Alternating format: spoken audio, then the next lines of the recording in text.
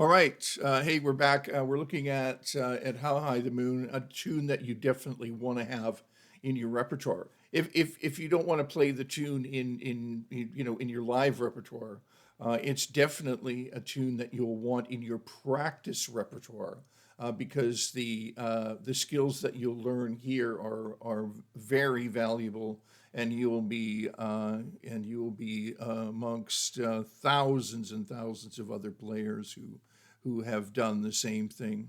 So what I'd like to do now is build a harmonic map, and I don't want you to forget about this idea of harmonic mapping, and so let's take a look at what that means with How High the Moon. So as you can see, we're in the key of G major. There's the F sharp for the key, and so we have two measures of G major, right? And then we have a 2-5-1 in F major, 2-5-1 in F major, and that's a full four measures. So what that should look like on a harmonic map is G major, two measures, F major, 1, 2, 3, 4 measures, right? So that brings us up to measure six. So you're thinking it's just a different layer of thinking. It's not the same as looking at it with from an arpeggio perspective. Instead, what you're doing is you're looking at the underlying scale structure, the diatonic scale structure. In other words, where did these chords come from? And they came out of scales, and that's what we're trying to think of here. And then we're going to turn that into a musical result, right?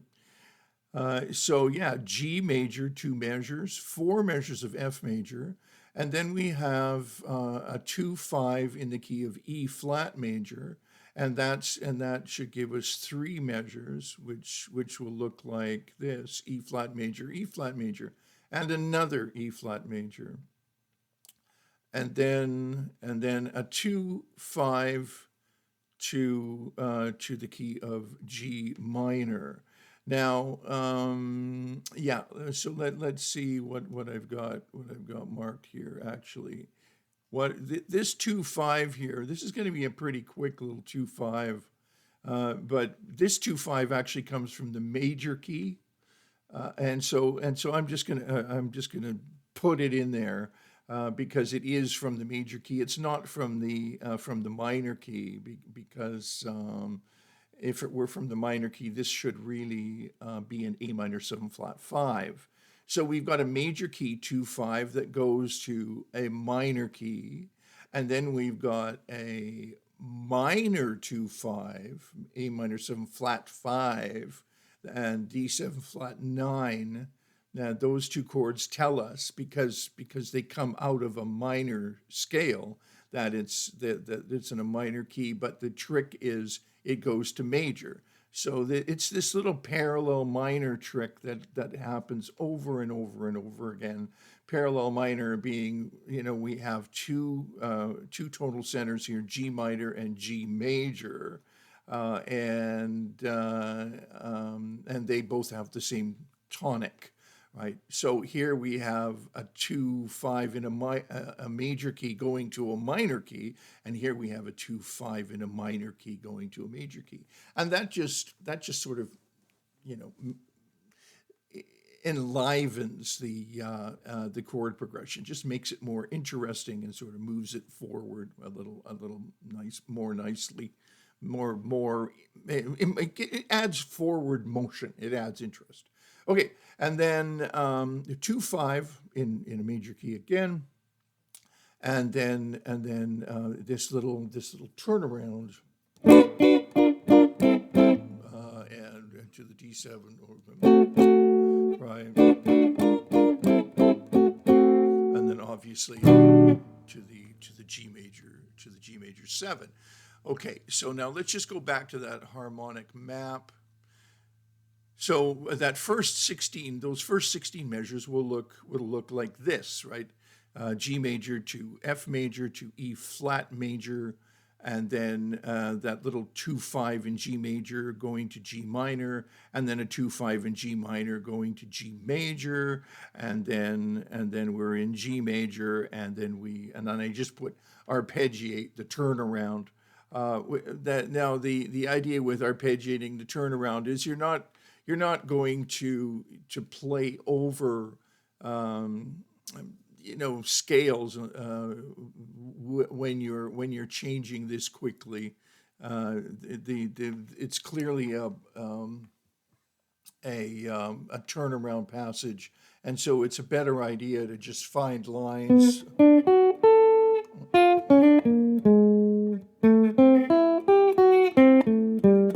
Right, that are arpeggiated.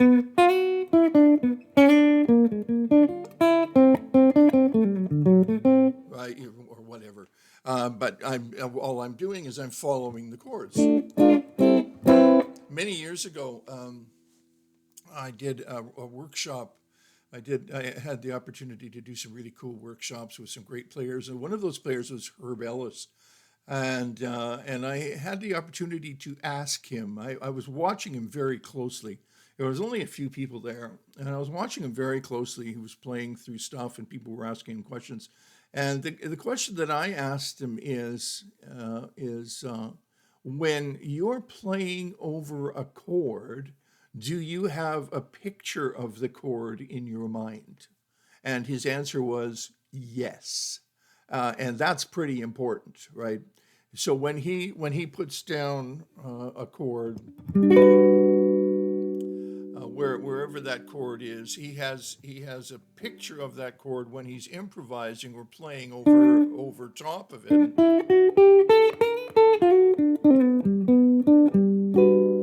Right? And so he can take that chord anywhere.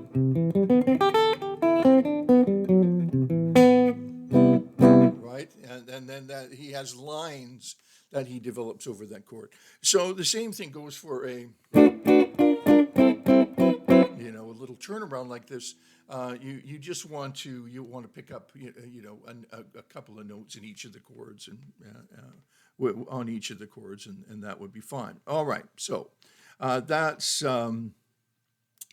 is a little a harmonic map. Now, what you'll probably want to do is take a chart like this and actually bracket and put the chord the tonal center over top, right? That harmonic map over top. You want to go G major here and F major here and so on.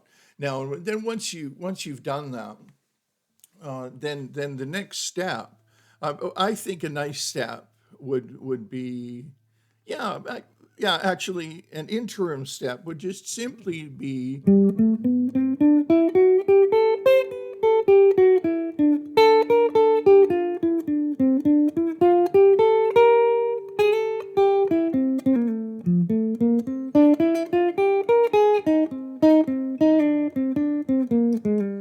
you can hear that, right? And so I'm just playing a little invention, and I hope that you can hear the changes, right? Right.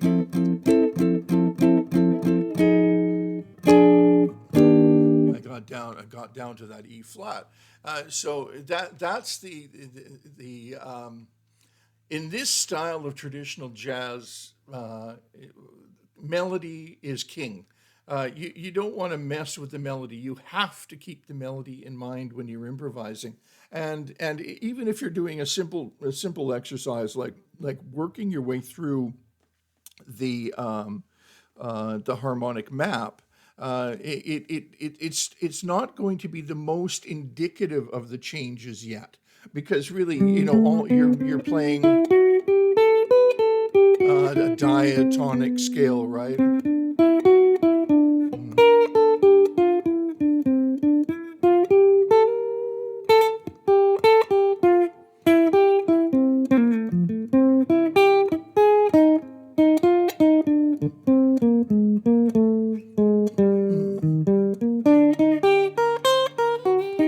You can hear it.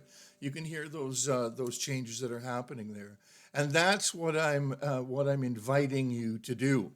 you do a harmonic map, and then you start playing the scales diatonically.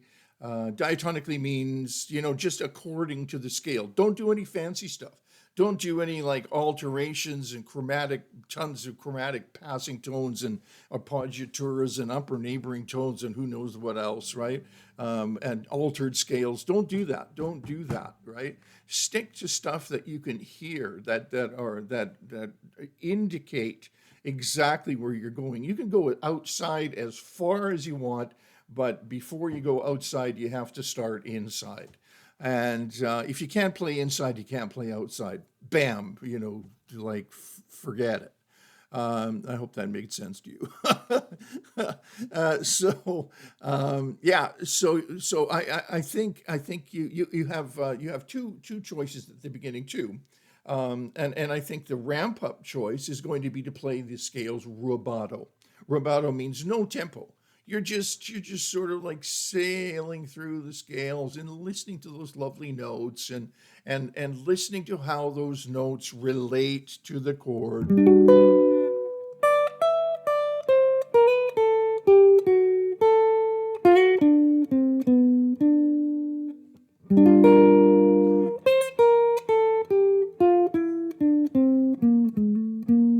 And you get the idea, right? Just do it rubato. And then when you feel like, okay, I think I know where I'm going with this tune, right?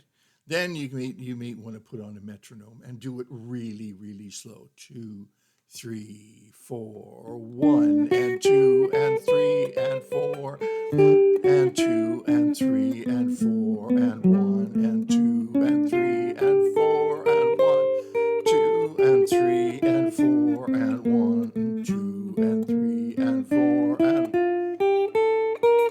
you get the idea. You get the idea, right? And that's gold standard practice right there. Like that is the stuff you want to do. That's the stuff that's going to actually teach you how to play, as opposed to as opposed to using a whole bunch of weird, altered scales and trying to make them fit over everything. I just like forget it, because what you want to do if you're playing a solo, I can tell you the great players, if when they were playing a solo, you could walk in after not knowing what, late, let's say. You walk in late, you don't know what tune they're playing, and they're in the middle of soloing over the tune, and then you know exactly what tune they're playing because the melody and the changes and everything are clear as a bell. And that's where you want to be. So that's harmonic mapping. Harmonic mapping is super, super important. Keep doing it with every tune you play.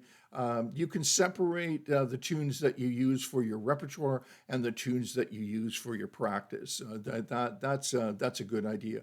Tunes that are really difficult for you at this stage of your development. You may want to keep them in the practice bin, and then just keep some easier tunes that you can play in public and with your group or whatever the case is. And that way you're always pushing forward, you're always moving ahead. But make sure that when you do practice stuff like this, that you have a practice routine, right?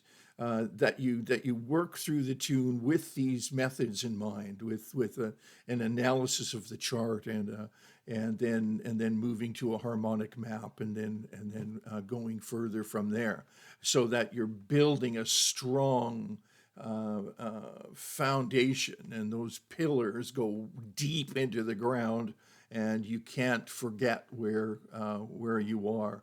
And of course, that has to do with memorizing the tune as well. You have to memorize the tune. If you think you've got the tune memorized, great. Don't use the chart. Write out a chart for yourself, and write out a chart from memory. Don't cheat. Don't look at anything. Just write out the chart from memory. You should be able to do this like right now, like in the next 15 or 20 minutes. Write out that chart. If I did anything of value here, you should, and if you were paying attention, you should be able to write that chart out by memory. All right. Okay. Cool. So that's How High the Moon and harmonic mapping and make sure to check out some other players who are some of the great players who have played this tune. And you'll I'm sure you'll get a lot out of them. All right, so thanks for dropping by, and we'll see you again real soon.